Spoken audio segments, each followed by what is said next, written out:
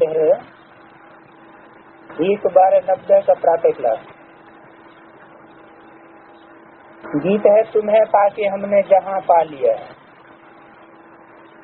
जी क्या बात है? जहान कैसे पा लिए? सारे संसार के मालिक बनाते हैं। इसलिए हाँ, इसलिए तुम्हें पाके जहाँ पा लिया है कि बीज को अगर मुट्ठी में कर लिया तो सारा विश्व मुट्ठी में आ जाता है। अगर बीज हमारे हाथ में है तो सारा झाड़ हाथ में है ही है। अगर बीज हाथ से निकल गया तो सारा झाड़ हाथ से निकल जाता है। यहाँ हाथ कौन सा है? बुद्ध रूपी हाथ। तो बुद्ध रूपी हाथ की पकड़ मजबूत चाहिए, जो बीज हाथ में से निकल न जाए। बीज कौन है? मनुष्य शक्ति रूपी झाड़ का प्रजापिता। तो रस्सी रस्सी लेके बैठना। मीठे मीठे रूहानी बच्चों ने गीत सुना। किसने सुना? मीठे मीठे रूहानी बच्चों ने। जिस्मानी बच्चों को ये गीत अच्छा नहीं लगेगा। क्यों? क्योंकि देह अहंकार में, देह अहंकारियों की मुट्ठी में तो वो बीज आता नहीं। बीज किसकी मुट्ठी में आता है? मीठे मीठे रूहानी बच्चों की बुद्धि में आता है। तो वो इस गीत को प्यार से सुनते भी हैं। अनेकानेक बच्चे हो जाएंगे, अभी तो थोड़े हैं। इस समय तुम थोड़े प्रैक्टिकल में बने हो। इस समय है, इस संगम युग के समय तुम थोड़े प्रैक्टिकल में बने हो। वो तो कहते हैं अपने को हम भगवान के बच्चे हैं, लेकिन प्रैक्टिकल में नहीं बने। कौन? तथा कथित तो ब्रह्मा कुमार कुमारी, वो प्रैक्टिकल में ब्रह्मा बाप के बच्चे नहीं बने। प्रैक्टिकल में बने हो फिर भी इस प्रजापिता ब्रह्मा को जानते तो सब हैं। ऐसा नहीं है कि जो बच्चे बने नहीं है प्रैक्टिकल में ब्रह्मा को जानते नहीं है। नहीं, जानते तो सब हैं। नाम ही है प्रजापिता ब्रह्मा, सारी प्रजा का पिता। चाहे हिंदू हो, मुसलमान हो, ईसाई हो, कोई भी हो, मनुष्य शक्ति के बाप को, एडम को सब जानते, आदम को सब जानते हैं। कितनी ढेर प्रजा है। सब धर्म वाले इनको मानेंगे जरूर। इनको प्रजापिता, दुनिया वाले ही धर्म वाले नहीं, अपने ब्राह्मणों की दुनिया में भी, एडवांस पार्टी की बीज रूप आत्माओं की दुनिया में भी, जो और धर्मों के बीज हैं, वो सब इनको मानेंगे जरूर। क्यों मानेंगे? है? मान्यता क्यों देंगे? हाँ, उन द्वारा ही मनुष्य मात्र की रचना हुई है, इसलिए मानेंगे कि उनकी रचना किससे हुई है? किसी बाप से रचना हुई। चाहे वो तथाकथित तो ब्रह्मा कुमार कुमारी हो, जानते भले न हो कि हमारा बाप कौन है, लेकिन वास्तव में उनको भी जन्म देने वाला यज्ञ के आदि में प्रजापिता ही था। और अभी भी एडवांस पार्टी की बीज रूप आत्माएं मानेंगी जरूर। क्यों मानेंगी? क्योंकि उन द्वारा ही मनुष्य शक्ति की जो बीज रूप आत्माएं हैं उनका भी जन्म हुआ है, उनके द्वारा ही रचना हुई है। बाबा ने समझाया है लौकिक बात भी हद के ब्रह्म, क्योंकि उनका भी सिजरा बनता है, करने से सिजरा चलता है। वो होते हैं हद के सिजरे और ये है बेहद का बाप। इनका नाम ही है प्रजापिता। वो लौकिक बाप तो लिमिटेड प्रजा रहते हैं। मुसलमान भी आदम बीवी जो कहते हैं, तो जरूर किसको तो कहते होंगे ना। वो क्या कहते हैं? आदम बीवी। बीवी के साथ कौन होता है? साहब, बीवी और गुलाम। मैं गुलाम, मैं गुलाम, मैं गुलाम तेरा।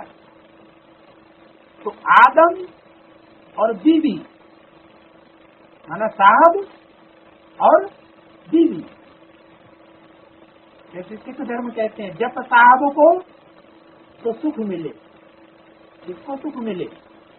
बीवियों को। कब मिले सुख? साहब को जपेंगी तो सुख मिलेगा। और कोई साहब जादू जपने लग पड़े तो है तो दुख मिलेगा। आदम बीवी जो कहते हैं तो जरूर किसको तो कहते होंगे ना। एडम, ईव, आदिदेव, आदि देवी, ये प्रजापिता ब्रह्मा के लिए ही कहेंगे। क्या कहा? वो धर्म वाले भी, दूसरे धर्म वाले भी जानते हैं कि आदम और हवा जन्नत में गए।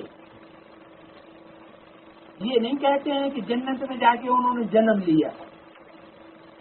क्या? जन्नत में गए। तो दूसरे धर्म वाले धर्म ग्रंथों में इतना सत्य ज्ञान है, लेकिन जो भारत में डायरेक्ट ब्रह्मा के कुमार बने उनको ये पता नहीं। क्या पता नहीं कि इसी जन्म में इसी शरीर से नर से नारायण बनते, नारी से लक्ष्मी बनते, कोई अगला जन्म लेकर के देवता बनने की बात नहीं है।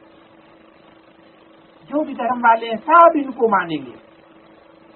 भले अभी नहीं मानते हैं लेकिन मानेंगे। किनको मानेंगे? इनको। ये होंगे सामने तब तो मानेंगे। कि मरबिल्ला की चले गए और मानते हैं, मानेंगे। फिर क्या मानेंगे? इनको मानेंगे। बरोबर एक है हद का बाप, दूसरा है बेहद का बाप। ये बेहद का बाप है, बेहद का सुख देने वाला है। तुम पुरुषार्थ भी करते हो बेहद स्वर्ग के सुख के लिए। यहाँ बेहद के बाप से बेहद के सुख का वर्षा पाने के लिए आए हो। स्वर्ग में बेहद का सुख और नरक में बेहद का दुख भी कह सकते हैं। दुख भी बहुत आने वाले हैं। क्या कहा? आए नहीं है अभी। अभी तो दुख की दुनिया आने वाली है। अभी तो बहुत शांति का पीरियड चल रहा है। अभी तो ऐसे समय में शुक्र करो, हाय हाय करते रहेंगे। बाप ने तुमको सारे विश्व के आदि मध्यंत का राह समझाया। तुम बच्चे सामने बैठे हो और पुरुषार्थ भी करते हो। क्या कहा?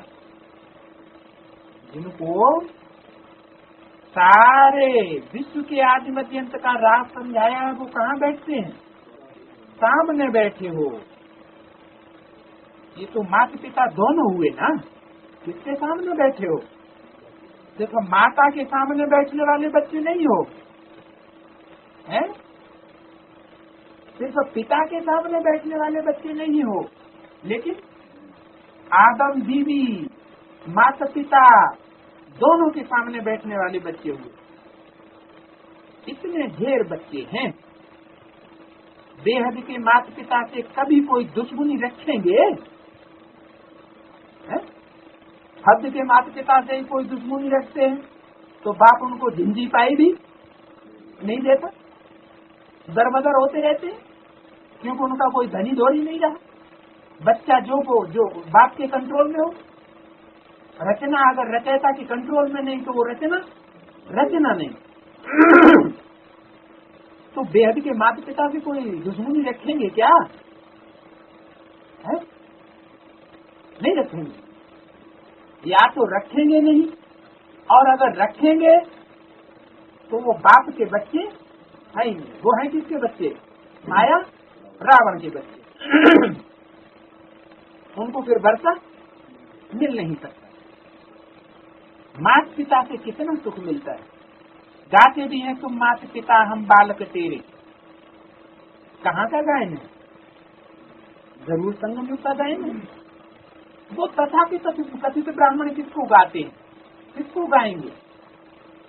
अगर उन ब्राह्मणों का गायन है तुम माता पिता हम बालक तेरे, तो उनके सामने कौन से माता पिता है? कहेंगे हैं कैसे नहीं, हम कमरे में जाके बैठते हैं, जड़ मूर्ति हमारे सामने होती है, माता की भी तो पिता की भी। कौन सी माता कौन सी पिता? ब्रह्मा और सरस्वती। अथवा या तो यूं कहेंगे शिव निराकार बाप और माँ ब्रह्मा जड़ मूर्ति में। तो ये तो कोई बात नहीं है, सन्मुख होना तो नहीं कहेंगे इसको। तो ये तो बच्चे समझते हैं। दूसरे धर्म वाले सब फादर को ही बुलाते हैं, दूसरे धर्म वाले मदर को नहीं मानते। क्यों है? वो मदर को क्यों नहीं बुलाते, मदर को क्यों नहीं मानते, गॉड मदर क्यों नहीं मानते? क्योंकि दूसरे धर्म वाले हैं ना। कौन से हैं? दूसरे धर्म वाले, रावण संप्रदाय के, जानवर संप्रदाय के। दो जैसे जानवरों को पता नहीं होता है कौन हमारी बहन है, कौन हमारी माँ है, कौन सी बेटी है, किसी के साथ भी संबंध जुड़ जाता है। तो ऐसे ही रावण संप्रदाय वालों को कुछ पता नहीं। देखो रूस में क्या होता है, दूसरे धर्मों का सबसे गिरा हुआ रूप कहाँ देखा जाता है? रूस। क्या होता है वहाँ? बच्चा पैदा हुआ हॉस्पिटल में चला गया, राष्ट्र की संपत्ति हो गई। बड़ा हुआ स्कूल में चला गया, हॉस्टल में डाल दिया गया।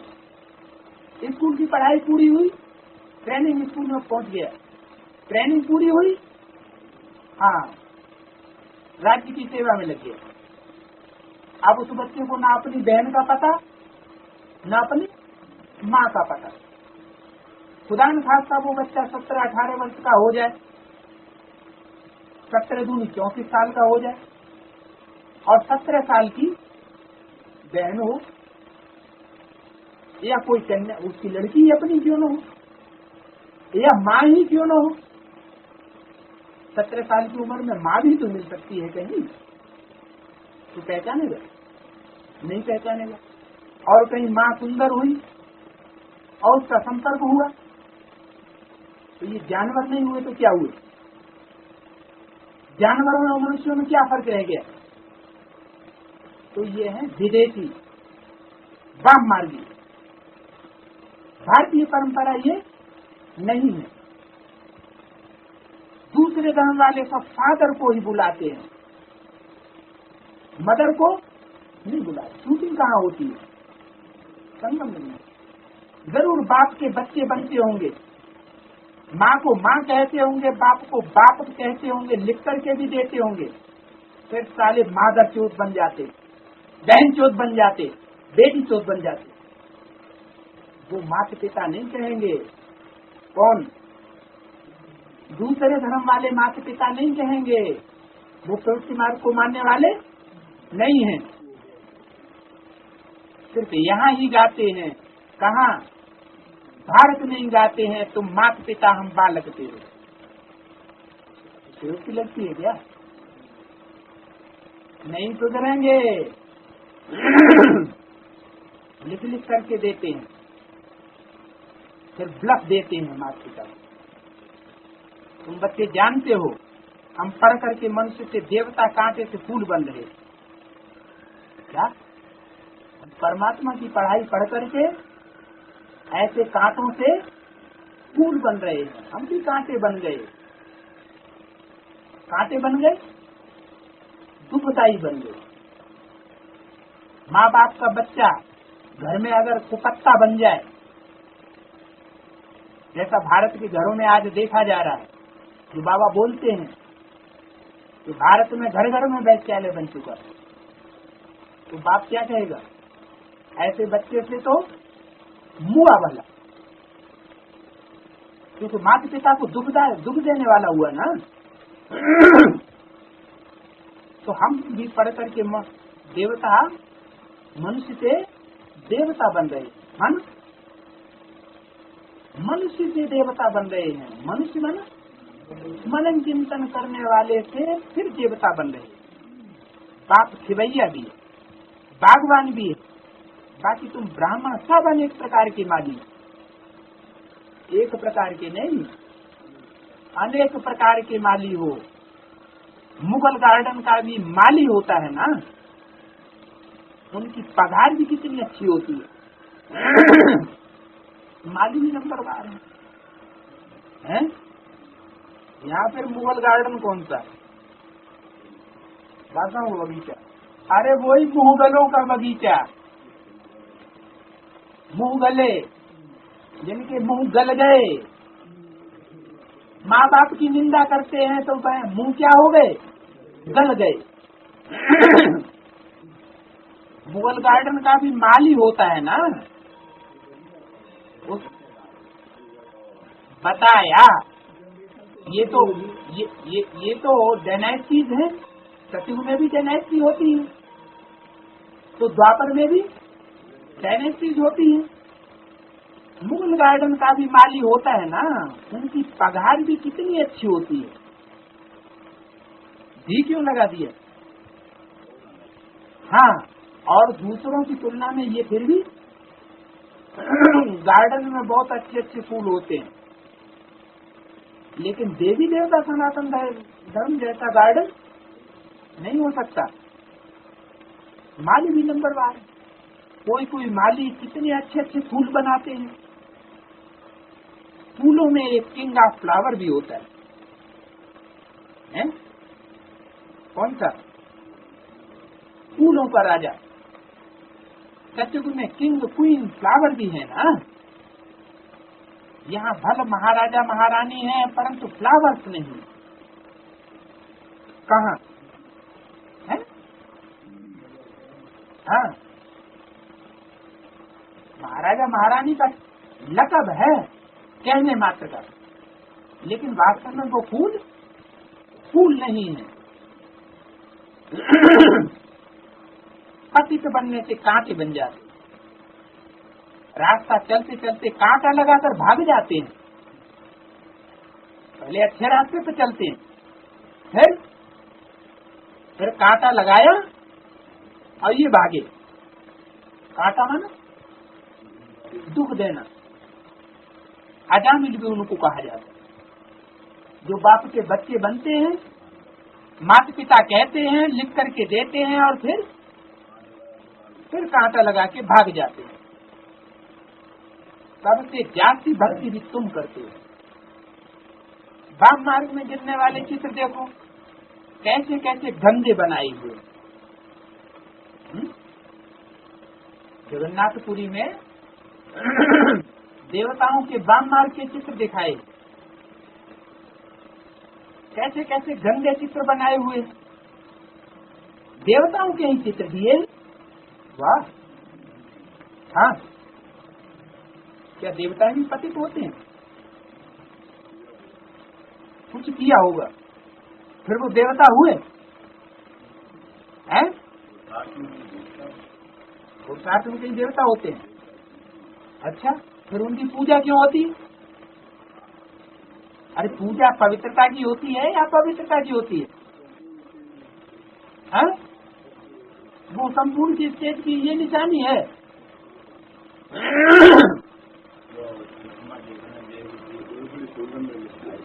कुछ गड़बड़ी संगम में मची होगी।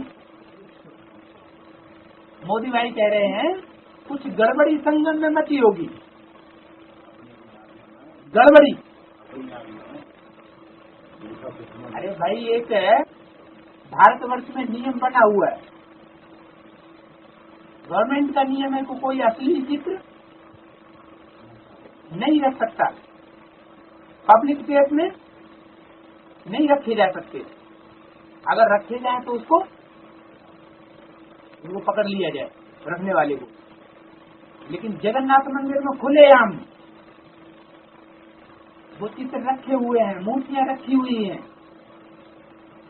उनका गवर्नमेंट कुछ क्यों नहीं बिगाड़ पाती? इतनी ताकत है आज भी सच्चाई में। सत्य माना अपवित्र, तो जरूर देखने वालों की आंखें खोटी हैं। वो चित्र गंदे गंदे कहने के लिए गंदे हैं, लेकिन वास्तव में गंदगी है नहीं। क्यों है? हाँ, अगर डिस्चार्ज हो तब तो पतित, और डिस्चार्ज ही न होते हो तो उनको गंदा क्यों कहेंगे? तो देखने वाले क्या डिस्चार्ज होते देखते हैं? है? जरूर उनकी ऐसी स्टेज है, हाँ, देखने वालों की, जिससे वो समझते हैं ये भी हमारी तरह डिस्चार्ज होते होंगे। अरे मंदिर में शिवलिंग रखा हुआ है, बाप ने तो बोला हुआ है कर्मेंद्रियों से जो याद में रह करके कर्म करते हो वो तुम्हारे कर्मेंद्रियां पूजी जाती है। वहां मंदिर में शिवलिंग पूजा जाता है। जैन औरतें जैन मुनियों की लिंग को पूजती है। अरे ये क्या बात हुई? तो जरूर कोई ताकत है, कोई सच्चाई है जो आज तक भी पूजा होती चली आई है।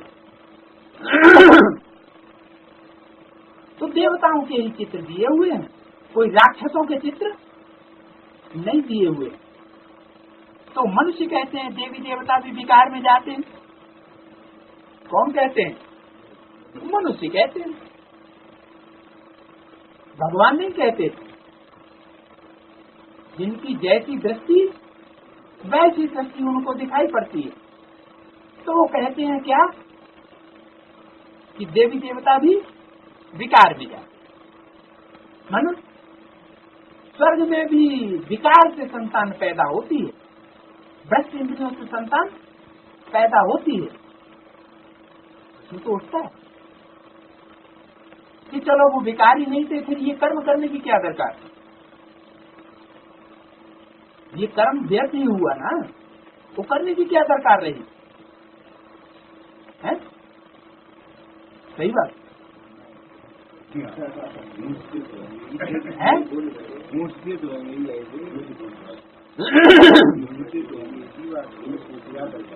अब हुआ है वाम मार्ग के चित्र, अर्थात जब पतित बनते हैं, तब वो देवताओं के चित्र उस समय के दिखाए हुए। अभी तुम बच्चों ने ये बातें समझ ली क्या है? वाम मार्ग में भी गिरने की शूटिंग कहाँ होती है? संगम में। संगम युग में ही देवता बनने वाली आत्माएं वाम मार्ग में गिरती है। अभी तुम बच्चों ने ये बातें समझ ली, तुम अभी ब्राह्मण बने हो। हम तो विकारों से बहुत दूर जाते हैं। ब्राह्मणों में भाई बहन के साथ विकार में जाना, ये तो बहुत बड़ा क्रिमिनल असाल्ट हो जाए, नाम ही खराब हो जाता। इसलिए छोटेपन से ही कुछ खराब काम किया है तो वो भी बाबा को सुनाते हैं तो आधा माफ हो जाए। याद तो रहता है ना, फलाने समय ये हमने गंदा काम किया, बाबा को लिख कर देते हैं। जो बहुत वफादार ऑनेस्ट बच्चे होते हैं वो ही लिख के देते हैं, जिससे बाप समझ जाते हैं कि ये बच्चा वफादार और ऑनेस्ट सच्चा बच्चा है, ईमानदार। बाकी कैसे है?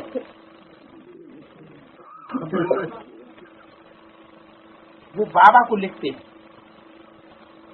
बाबा हमने ये गंदा काम किया, क्षमा करो। बाबा कहते हैं क्षमा तो नहीं मिलती, जो किया उसका फल तो जरूर मिलता है। बाकी सच बताते हो, अगर सच बताते हो तो उन्हें झूठी लिख के दे दिया हो कि बाबा के हम बड़े वफादार हैं, बाबा समझ लें, बाबा के अंदर सिक्का बैठ जाए कि हाँ बच्चा बड़ा वफादार बच्चा है, सच्चा बच्चा है। बाकी सच बताते हो तो वो हल्का हो जाए, आधा माफ आधा माफ है। हाँ, ऐसे नहीं, भूल जाता है, भूल नहीं सकता है। आगे फिर ऐसा कोई काम न हो उसके लिए खबरदार करता हूँ। बाकी दिल खाती जरूर है। कहते हैं बाबा हम तो अजामिल थे, कहते हैं हम तो अजामिल थे, इस जन्म की ही बात है। ये भी अभी तुम जानते हो कब से वाम मार्ग में आकर के पाप आत्मा बने हो। अब बाप फिर से हमको पुण्य आत्मा बना। पुण्य आत्माओं की दुनिया ही अलग है। बल दुनिया एक ही है, परंतु समझ गए हो कि दो भाग में है, पुण्यात्माओं की दुनिया और पाप आत्माओं की दुनिया। दूसरा एक है पुण्यात्माओं की दुनिया जिसको स्वर्ग कहा जाता है, और दूसरी है पापात्माओं की दुनिया जिसको नरक दुखधाम कहा जाता है। सुख की दुनिया और दुख की दुनिया। दुख की दुनिया में सब चिल्लाते, ऐसा एक भी नहीं जो चिल्लाता न हो। हमको लिबरेट करो, हमको छुड़ाओ। कैसे छुड़ाओ? रावण की जंजीरों से छुड़ाओ, दुख से छुड़ाओ, अपने घर ले जाओ। ये कौन सी दुनिया की बात हुई है? हाँ, संगम की दुनिया में भी दुख की दुनिया ही है अभी। ये थोड़े कहेंगे कि स्वर्ग आ गया। तो यहाँ सब चिल्लाते हैं, एक भी ऐसा नहीं जो चिल्लाता न हो। हमको लिबरेट करो, अपने घर ले जाओ। ये भी बच्चे समझते हैं घर में जाकर बैठना नहीं है, फिर पाठ बजाने आना। इस समय सारी दुनिया पतित है, अभी बाप द्वारा तुम पावन बन रहे है तो सारी दुनिया पतित, लेकिन तुम्हारी विशेषता क्या है? तुम बाप द्वारा पावन बन रहे हो। मीडिया कौन है? बाप। और दुनिया वालों का मीडिया कौन होगा? और दुनियावी धर्मगुरु। मीडिया तो वो बनेंगे ना, लेकिन तुम्हारा मीडिया है बाप। एम ऑब्जेक्ट सामने खड़ी है, और कोई भी ये एम ऑब्जेक्ट नहीं दिखावेंगे कि हम ये बन रहे हैं क्या? और कोई ये एम ऑब्जेक्ट दिखाई नहीं सकते हैं? क्यों नहीं दिखाई सकते?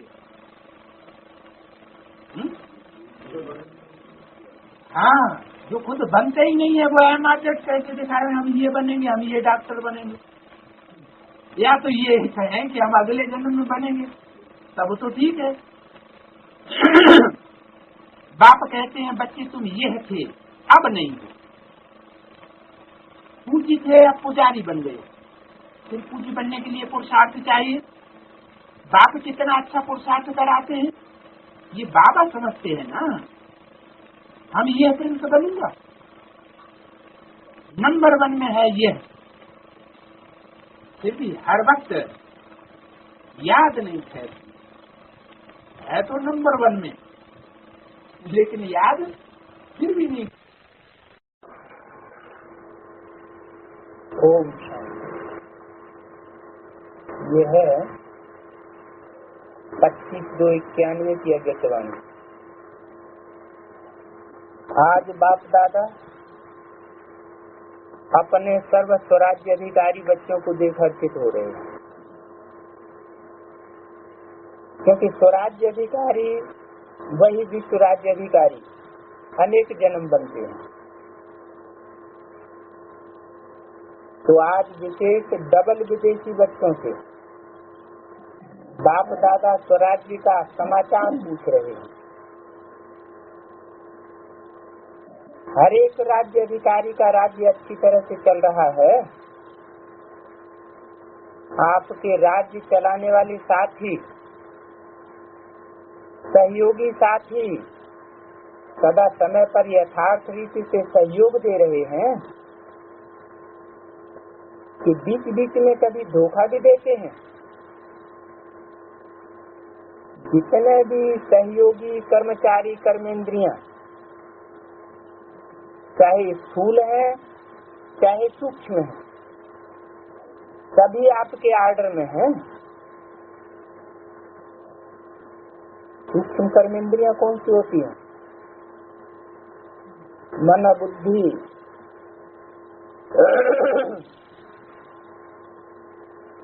जिसको जिस समय जो आर्डर करो उसी समय उसी विधि से आपके मददगार बनते हैं। क्या रोज अपनी राज्य दरबार लगाते हो? जो राज्य कारोबारी कभी 100% आज्ञाकारी, वफादार, अवर रेडी तो है ना? क्या हाल चाल है? अच्छा है, वह बहुत अच्छा है, यह बहुत बहुत अच्छा है। राज्य दरबार अच्छी तरह से सदा सफलता पूर्वक होती है। वह कभी कभी कोई सहयोगी कर्मचारी हलचल तो नहीं करते। इस पुरानी दुनिया को राज्य सभा का पुरानी दुनिया की राज्यसभा का हाल चाल तो अच्छी तरह से जानते हो। न ला है न आर्डर, लेकिन आपकी राज्य दरबार लाफुल भी है और सदा हाँ जी हाजिर, इस आर्डर में चलती है। तो चलती है, क्या कहेंगे? हाँ कहेंगे या ना कहेंगे? बोलो, हाँ जी या ना जी? कभी कभी अपना खेल तो नहीं दिखाती हो। जितना जितना राज्य अधिकारी शक्तिशाली हैं, उतना राज्य सहयोगी कर्मचारी भी स्वतः ही सदा इशारे से चलते हैं। राज्य अधिकारी ने ऑर्डर दिया, ये नहीं सुनना है, नहीं करना है, नहीं बोलना है, तो सेकंड में इशारे प्रमाणकारी करें। जो नहीं सुनना है, न करना है, न बोलना है। ऐसे नहीं कि आपने ऑर्डर दिया, नहीं देखो, और वह देख करके फिर माफी आकर के ले गए कि मैंने देख लिया, मेरे से गलती हो गई। करने के बाद सोचे तो उसको क्या कहेंगे? समझदार साथी कहेंगे, मन को ऑर्डर दिया कि व्यर्थ नहीं सोचो, सेकंड में फुल स्टॉप। तो ऑर्डर दिया, मन कौन है?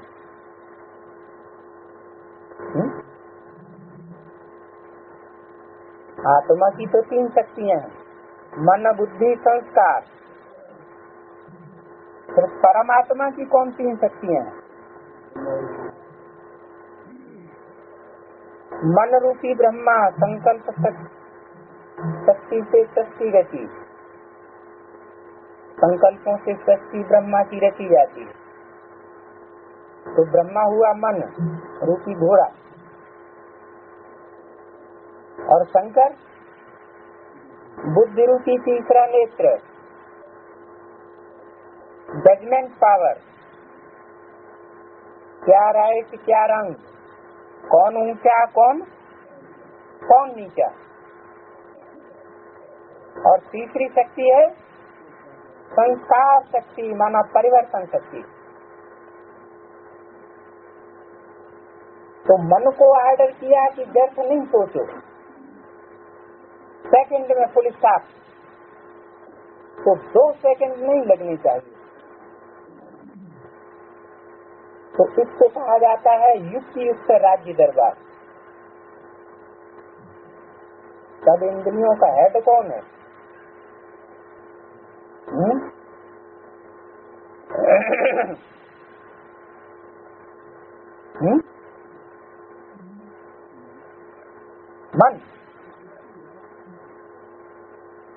मन को भी कंट्रोल करने वाला बुद्धि। तो बुद्धि आर्डर मन को देवे। क्या आर्डर? कि मन व्यर्थ न सोचे, जो सोचने योग्य हो वही सोचे, शुभ संकल्प करे,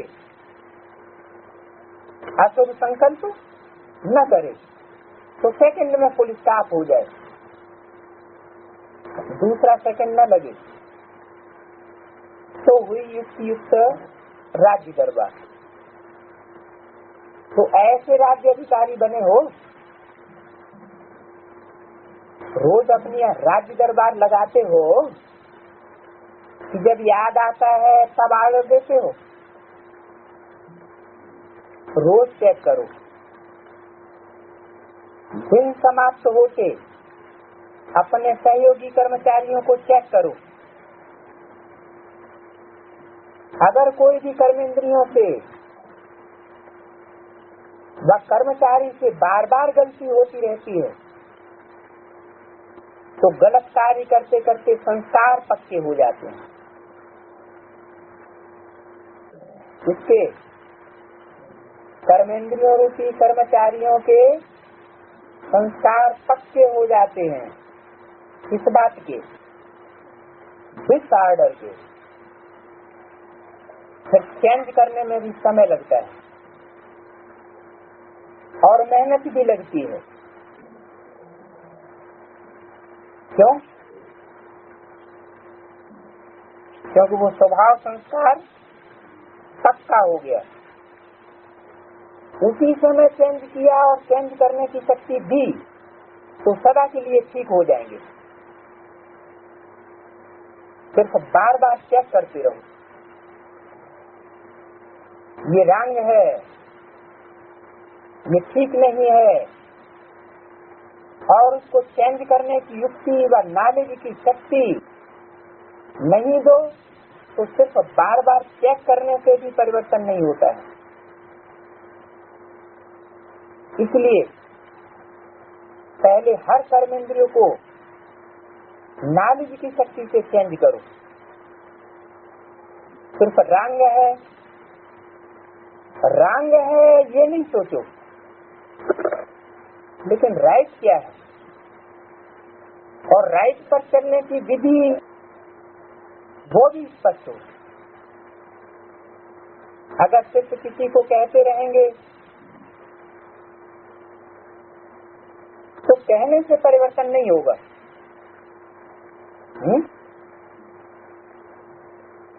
कहने से कौन परिवर्तन होता है और इशारे से कौन परिवर्तन होता है? देवताएं इशारे से परिवर्तन होते हैं और कहने से मनन चिंतन करने वाला मनुष्य परिवर्तन होता है और राक्षस कहने से भी परिवर्तन नहीं होते। तो सिर्फ किसी को कहते रहेंगे तो कहने से परिवर्तन नहीं होगा, लेकिन कहने के साथ साथ विधि स्पष्ट करो तो सिद्धि हो जाएगी। क्यों? कोई सिर्फ कहने से नहीं मानते, क्योंकि प्रयोगात्मक जीवन होता है। जो प्रयोगी जीवन होता है वो क्या करेगा? वैज्ञानिक लोग क्या करते हैं? कहने से नहीं मानेंगे कि आत्मा है या परमात्मा है या स्वर्ग या नरक है। क्या करेंगे? प्रयोग करके देखेंगे, एनालाइज करके देखेंगे, क्योंकि बुद्धिवादी है। तो कहने के साथ साथ विधि भी स्पष्ट करनी पड़ेगी। तो ये मन, बुद्धि, संस्कार, आँख, नाक, कान, शेष इंद्रियां, भ्रष्ट इंद्रियां, ये क्या कोई मनुष्य है क्या जिनको कहें? जिनको विधि स्पष्ट करें है? कोई चैतन्य आत्मा है क्या?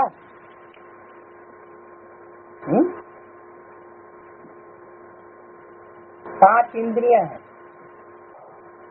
और 5 जड़ तत्व हैं, इनका कनेक्शन है। तो जो आत्मा स्वराज्य चलाने में सफल रहती है, उसकी निशानी क्या दिखाई देगी? जानते हो? सफल राज्य अधिकारी की निशानी है वो सदा अपने पुरुषार्थ से और साथ साथ जो भी संबंध संपर्क में आने वाली आत्माएं हैं वो भी उन सफल आत्मा से सदा संतुष्ट होंगी।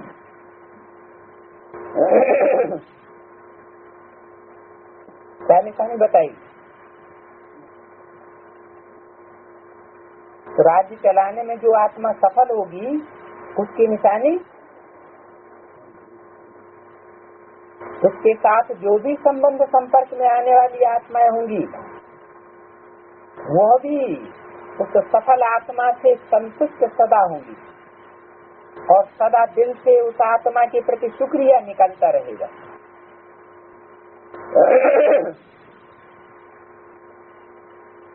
5% आत्माओं की छूट दी जा सकती है। वो कौन सी होंगी? जो संपर्क और संबंध में होने पर भी ये निशानी नहीं दिखाई देगी।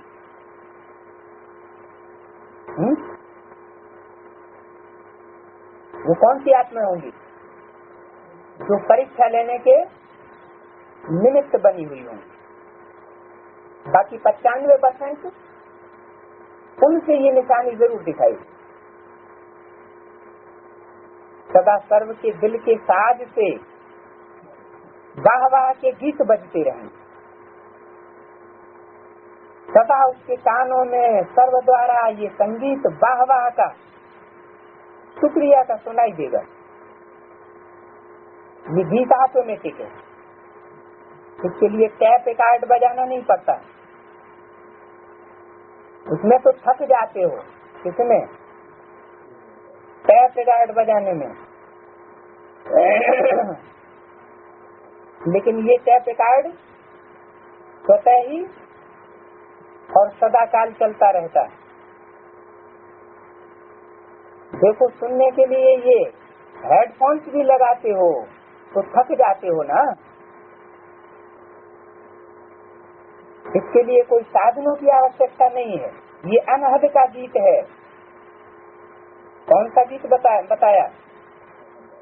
वाह वाह का शुक्रिया। तो ऐसे सफल राज्य अधिकारी बने हो,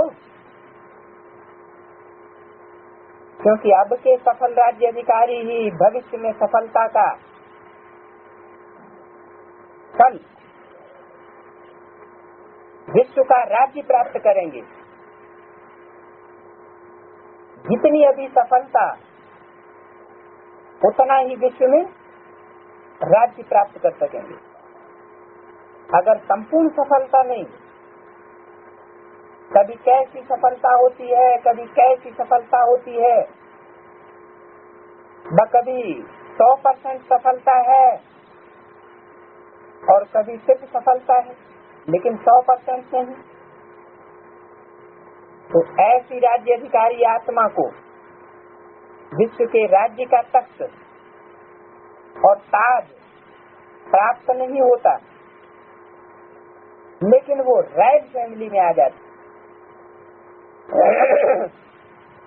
इस आत्मा को, जो कभी कभी सफलता को प्राप्त करने वाली बनती है। वो राज्य तख्त के अधिकारी नहीं बनेगी। जो भविष्य में मिलने वाला विश्व राज्य तख्त है, बल्कि उस विश्व राज्य तख्त की फैमिली में आ जाएगी। तो एक है तख्त नसीम और दूसरे हैं तख्त नसीम रॉयल फैमिली। तख्त नसीम अर्थात वर्तमान समय भी सदा डबल तख्त नसीम रहे। डबल तख्त कौन सा? एक तो अकाल तख्त और दूसरा बाप का दिल तख्त। दूसरा पेज। तो जो अभी डबल तख्त नसीम है, कभी कभी वाले नहीं, सदा ऐसा तख्त नसीम विश्व के भी तख्त नसीम होता है। तो चेक करो, सारे दिन में डबल तख्त नसीम रहे। अगर तख्त नसीम नहीं तो आपके सहयोगी कर्मचारी कर्मेंद्रियां भी आपके आर्डर पर नहीं चल सकती।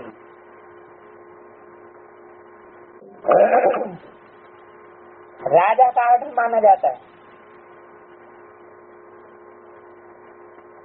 न कि राज्य पर नहीं हो और वो आर्डर करे तो नहीं माना जाता। जिस तख्त पर विराजमान होगा आर्डर करेगा तो माना जाएगा। अकाल तख्त से ही नीचे उतर जाए तो आर्डर नहीं माना जा सकता। आजकल भी तख्त के बजाय अभी कुर्सी हो गई।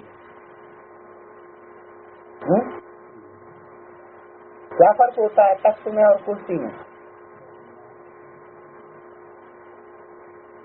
कुर्सी पे बहुत ज्यादा हिलडुल नहीं सकते, खिसक नहीं सकते, थोड़ी जगह उस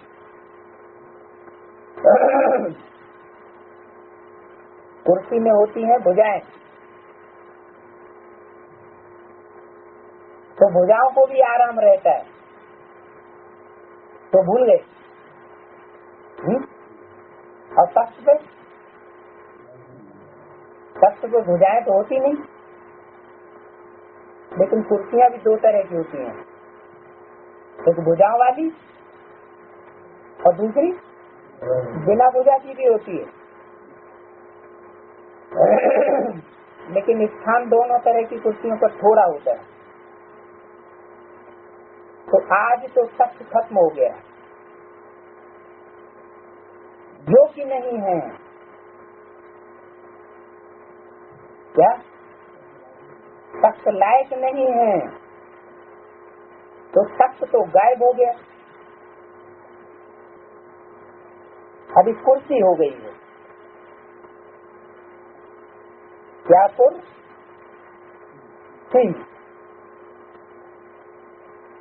जैसे कोई सुई चुभ हो दे, शुरू माने करना और सी माने सी की आवाज निकले, तो कुर्सी हो गई है। तो आजकल कुर्सी पर बैठने वालों का क्या हाल है? सी करते रहते हैं। लेकिन कुर्सी पर भी, अगर कुर्सी पर है तो सब मानेंगे, अगर कुर्सी पर नहीं है तो भी नहीं मानेंगे।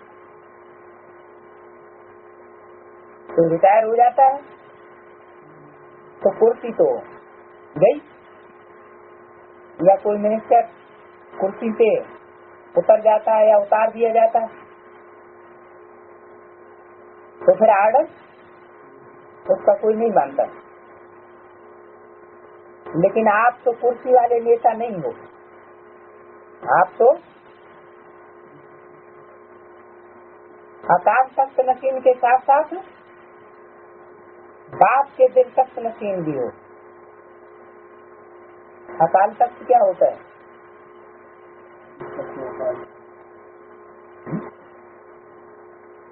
काल जिसको खा न सके वो कौन सा होता है?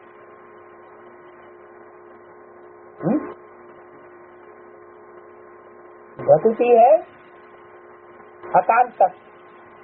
अगर अपनी आत्म की स्थिति नहीं है तो जैसे हम अकाल तख्त पर नहीं है, तो स्वराज्याधिकारी राजे हो, राजा हो ना, सभी राजा हो या कोई प्रजा भी है, राजयोगी अर्थात राजा। तो देखो कितने पद्मा पद्म भाग्यवान हो। दुनिया विशेष विदेश हलचल में है। इसकी हलचल में, विदेशों की हलचल में, और विदेश विशेष हलचल में है। दुनिया में भी विदेश विशेष हलचल में है। और आपका क्या हाल है? दुनिया में तो विशेष विदेश वाले हलचल में है। वो वार और हार की दुविधा में है। कोई वार कर रहा है और कोई हार रहा है, और कोई तो हाल चाल सुन करके हलचल में है। कौन सी दुनिया की बात हो रही है? ब्राह्मणों की दुनिया में कौन वार कर रहे हैं? कामी, क्रोधी, लोभी, मोही, अहंकारी और व्यभिचारी, वो वार और हार की दुविधा में है। कोई हार रहा है, कोई वार कर रहा है, और कोई हाल चाल सुनकर कई हलचल में आ रहा है। और आप क्या हो? वार करने वाले में से हो